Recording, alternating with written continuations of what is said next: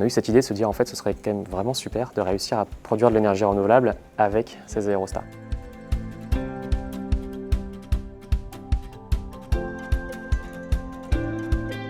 Je porte le projet Venturix, c'est un projet qui vise à faire une éolienne flottante aéroportée dans l'objectif de diminuer la taille des flotteurs des éoliennes flottantes et donc par là de diminuer le coût de l'énergie finale produite.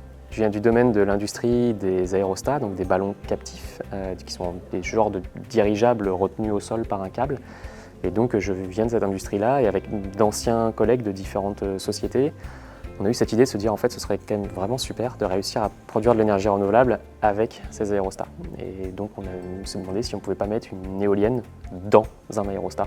Ça s'adresse à tous ceux qui actuellement achètent des éoliennes flottantes, donc potentiellement par exemple les énergéticiens.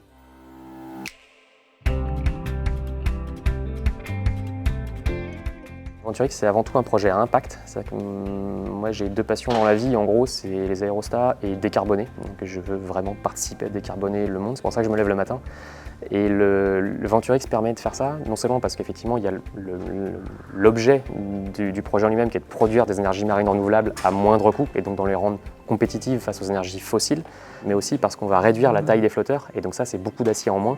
Et on a aussi un impact sur la biodiversité, puisqu'on est moins prégnant sur la faune aviaire, donc sur les oiseaux, les chauves-souris et autres, parce qu'on vole plus haut et qu'on est capable d'empêcher le contact avec le pâle. En fait.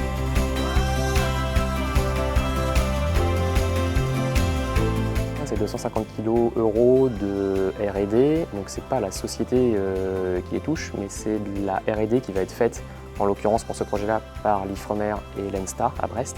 Donc à la fois pour faire de la modélisation, savoir comment est-ce qu'on fait amérir un ballon captif, ça n'a jamais été fait par personne.